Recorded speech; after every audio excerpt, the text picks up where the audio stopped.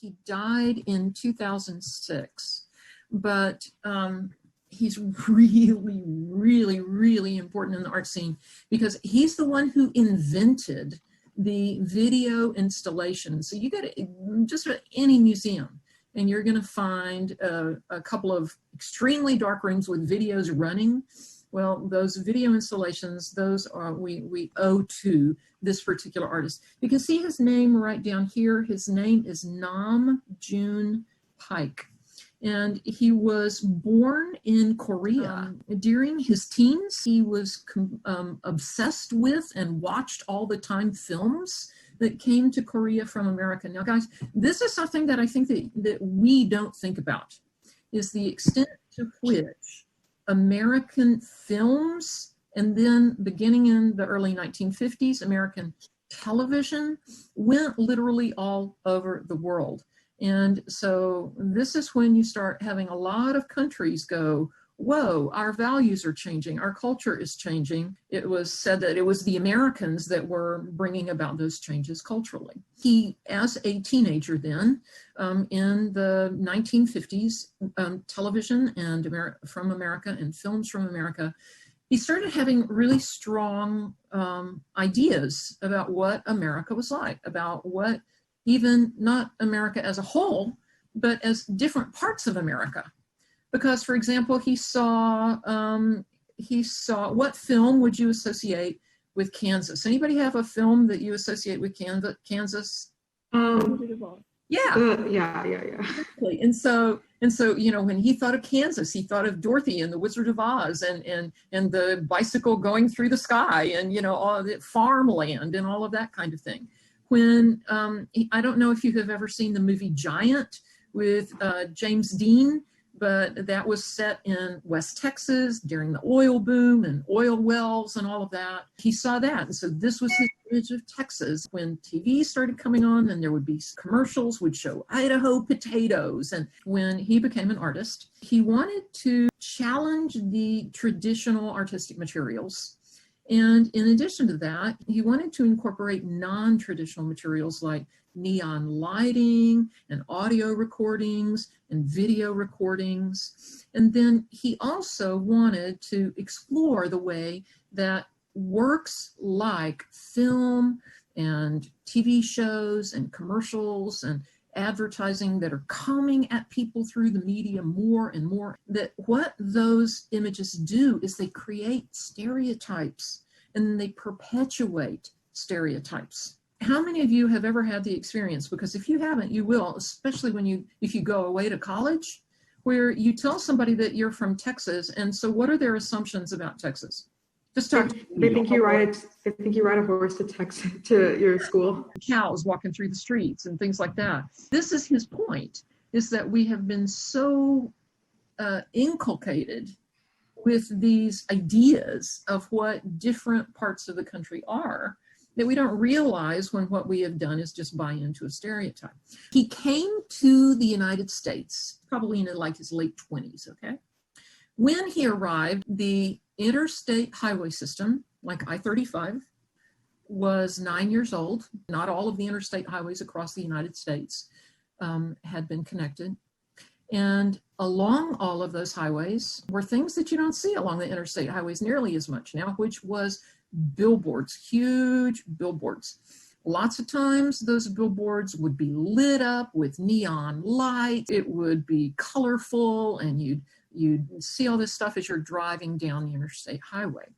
At the same time, when he arrived, television was coming in the 1950s, and certainly by the 1960s when he moved here, there was a TV in virtually every single American home. When he got here, there was this big advertising campaign by Chevrolet.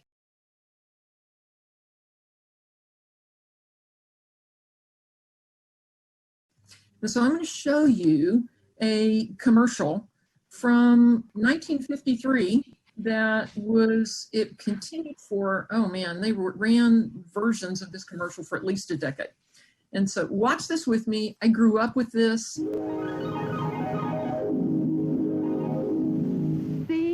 the USA in your Chevrolet. America's asking you to call.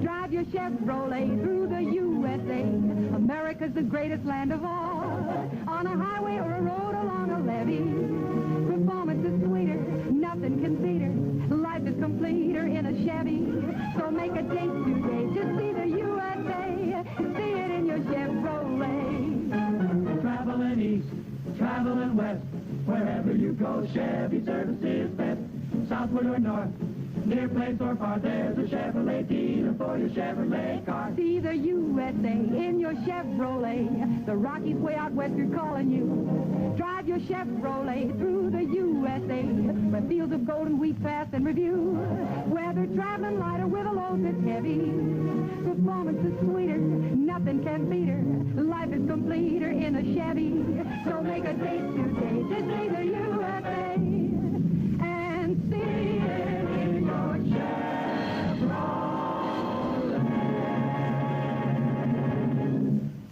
What he does in the artwork is he creates a 40-foot wide, guys, this is almost twice as wide as our classroom, a 40-foot wide video installation in which he uses colored neon tubing to create the familiar outline of the United States and the individual states. One of the things that you notice that's kind of weird is that we don't see all of Texas. It's kind of folded up on itself, behind itself. See right there, there's the tip of Texas back there. And same thing with Florida. Florida's kind of folded back as well. And the reason for that is that the original place where this was installed, the ceiling wasn't high enough to be able to accommodate the whole thing. And so that's why he had to change that tubing so that the whole thing would fit. Alaska and Hawaii are over to the left. We can't see them here. He's got 336 different TV monitors. You see familiar images that would be like those that he grew up with, that show where the stereotypes we associate with those states come from. Here's Kansas right here, and if it were big enough, we'd be able to see that those are scenes from The Wizard of Oz. This right here is a scene from the Rodgers and Hammerstein musical Oklahoma. This down here is a scene from that movie Giant that I was telling you about. Now, they don't always play the same videos. Sometimes what you have in the state of Texas are newsreels telling about the assassination of John F. Kennedy in Dallas. Sometimes in there are news reports about the 1993 Branch Davidian complex in Waco. Here are potatoes in the state of Idaho. We see zeros in California because this is the birth of the digital, of computer languages based on zeros and ones. In Nevada, there are all these images that are from casinos, and you see slot machines here in New Mexico from the Native American casinos. It's not just images. And the way that he designed it is that somebody would start way over on, say, the left end, and that as you're walking along, that it's sort of similar to the experience of being on one of those interstate highways, where you're seeing all of these different billboards that have all of these images, these stereotypical images that shape our ideas, and that you pass one and then you don't even fully take that in before you see the next one and the next one and the next one. His message becomes, number one, we don't really pay enough attention to the ways that our ideas are shaped. And that number two, the way we think and interact with the world around us, and he was somebody who saw this really early, the ways that we interact with the world around us are going to be shaped by technology more and more and more and more. He is the one who invented the phrase information superhighway, to talk about the way that all of this information that's out there now on the internet, and this was way before the internet when he envisioned this work.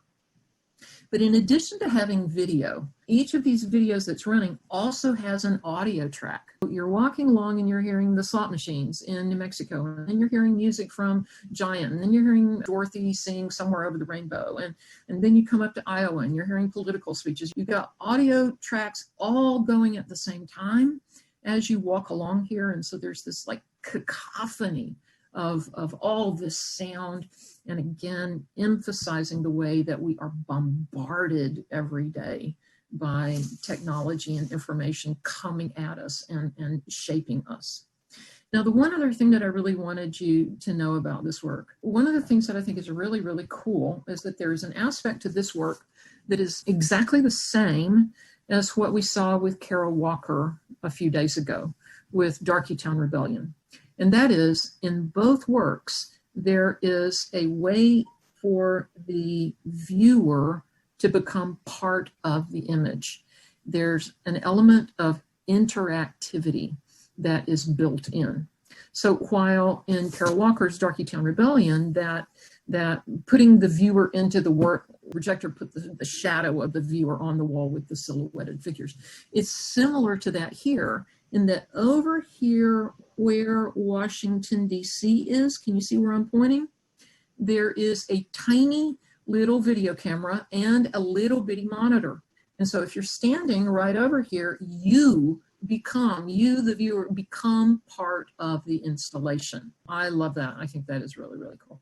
I remember standing in front of this and just my mouth dropped. It's way bigger than I had envisioned when I had seen photographs of it, and just flashing. The videos are always changing. There's constant motion everywhere, all the noise. It really is a little bit overwhelming, but very, very cool.